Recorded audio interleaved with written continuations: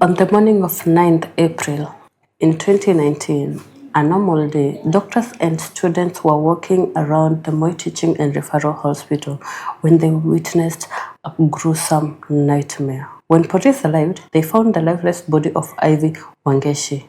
And on the other side, there was a man who was being beaten mercilessly by the mob justice. He was holding an axe and a knife, and the police rescued him and took him to the hospital, the same hospital Ivy Wangeci was studying at. When the police questioned him, he was obsessed and in love with Ivy Wangeci, and this is the story of Ivy Wangeci. In this story, we will lay out the obsession, the love story, and the scandal that followed after.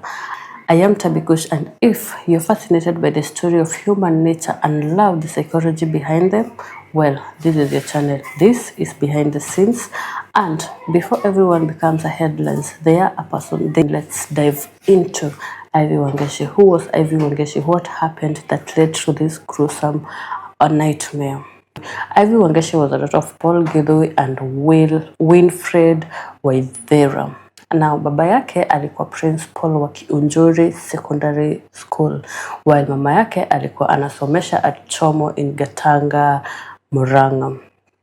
She was a loved daughter of her parent na alikuwa she had a very normal childhood. Alikuwa na normal childhood, as we can say, and she used to love playing around. She used to love playing fashion. Alikuwa anapenda kuvaa nicely, anapenda kutoka kwenda out. She never missed to celebrate her birthday. And during childhood, he had a friend by the name of Kinuthia. Now, Naftali Kinuthia walikuwa majirani, and the father to Naftali alikuwa na own a bookshop where Ivy used to go and read books with Naftali. They used to go to the same primary school, but later on, Ivy changed the school and went to another different school. In high school, Ivy went to Alliance, while Naftali went to another high school, different counties.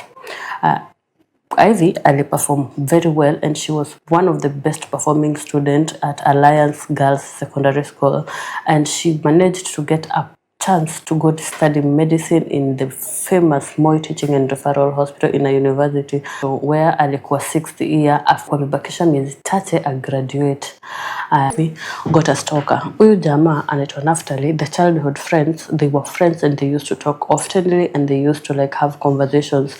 But Naftali wanted more than just friendship, and he wanted to start a dating relationship with Ivy, which Ivy was not reciprocating. And according to Ivy's friend, Ivy alijaribu kumwambia na alimwambia so many times that no, I don't want a relationship with you.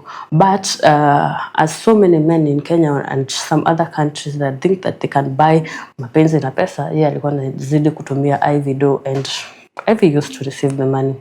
Of course, why not? I'm not like discriminating or doing that. I'm just saying, but Naftali used to send Ivy money a lot.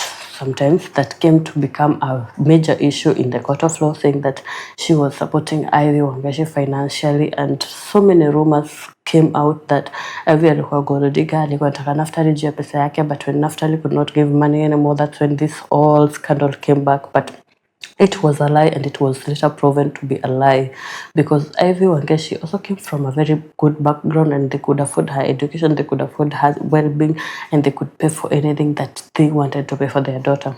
Ivy Wangeci, as a student in Moi Teaching and Referral Hospital, got to, and as a young girl, because she was 22 years old, as a young girl, she loved going clubbing, and she loved doing a few stuff like going out and buying nice clothes for herself. On her 21st birthday, Ivy celebrated a very big birthday that Kinuthia contributed around 28,000 Kenya shillings to this birthday. But now coming second birthday, Kinuthia sent 7,000 for the birthdays. Ivy wanted to do a very big celebration, and Kinuthia sent around 7,000 for this birthday. And according to reports and according to how it has been spoken in court, Kinuthia alikuwa anapenda kutoka all the way from Thika to Eldoret, which is so many kilometers away, like more than 100 kilometers away, to come and visit Ivy. And nitasemaje bila kuambia Ivy, before ambie Ivy anaka. In short, Ivy and Naftali never had a love relationship. They were not in love. They were not in this particular, you can say that they were couples. No, they never had a love relationship. But Naftali was pushing to a love relationship that was never reciprocated. So in one of these days, Naftali traveled all the way from Thika to Eldoret to come and visit Ivy. I think 3 days before he came, 3 days before the actual birthday date, and in this way she had breakfast in Eldoret, and then she drove to where the Moi Teaching and Referral Hospital is, where Ivy was doing her studies, and akasimama akapark gari yake near the emergency quarter, and he stood there. As Ivy was going outside and Naftali saw her, Ivy was working with a gentleman. Ivy alikuwa anatembea na boy mwenye wanasoma na yeye. So Naftali got out of the car. He had an axe. Na hii shoka, it's not just a shoka. Nile shoka yenye wanatumia kupasua kuni ushago, like those big axes that are used to like split firewood. They are big and it was well sharpened. So alikimbia na akainua juu, but at the back of nini huyu jamaa macho akaona nini kwenda kujaribu kumzuia huyu jamaa akaswing shoka imguni, but before anything it had already hit Ivy on the back of her head and she fell down.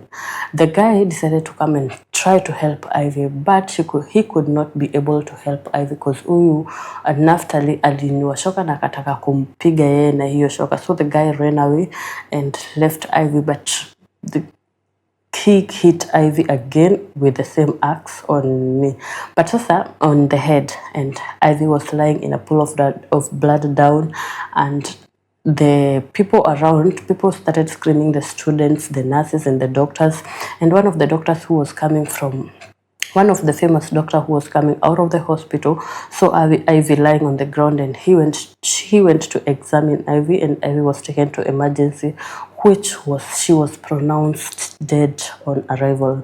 And now kuna hawa wasiwanduthi, the bodaboda guys, and they decided to take justice on their own hand. Na wakachukua Naftali wakamtandika vizuri. Before washike Naftali removed another knife out of her pocket, and he was like trying to beat these people, not to be able to beat him, but he was given nicely. He alikuwa ametandikwa, alikuwa kichapo kizuri. Before the police came, the police took Naftali to see the doctor in this Moi Teaching and Referral Hospital. So akiwa hapo hivi kwa hospitali, that's when the doctor decided now to like kumuuliza maswali, and according to Naftali, Ivy was showing affection to the other gentleman that he was working with, and alikuwa anamhug na publicly, which was not Ivy's way of doing things. Even according to Naftali, he said Ivy never showed affection in public, so it wasn't the way that Ivy usually showed affection. No, it wasn't Ivy. And according to the rumors that they had circulated about how Ivy was a gold digger and how he was using this man for money, because they had linked another politician into this case, which was later proved wrong, because the parents tried to come and clear the air because the rumors were so bad, and the mother even stood up and said, if you're talking about Ivy, maybe you're talking about another Ivy, because my Ivy, she's not like that. And so the Kinuthia in the hospital, Naftali Kinuthia in the hospital under the police custody, was treated and taken into remand. Alikapelekwa jela. After mpelekwa jela, the case started, and when the case started, that's when all the evidence unfolded. This was not just like haikuwa kifo yenye Naftali alikuja akafikiria boom, no, this is happening, and killed Ivy. He had planned this. He went and bought the axe, sharpened it, and came, waited, and later executed this gruesome murder of a 22-year-old student on her 6th year, a few months to her graduation. That like all the pain, and as you know, getting into a medical school and getting to study medicine is one of the hardest and it is torturing and it is hard to like drain ku study medicine, because it takes a lot of time, it takes a lot. Despite that and despite everything, that who is supposed to be killed because reject, and this obsession, there is so many things that comes to Ivy changed so many. Ivy changed so many numbers to avoid kuongea na huyu Naftali. Wakati Naftali alianza kukua abusive, because he was verbally abusive, ile yenye ataongea kikitu then I apologize, and those are part of the red flags that sometimes people tend to like not take serious.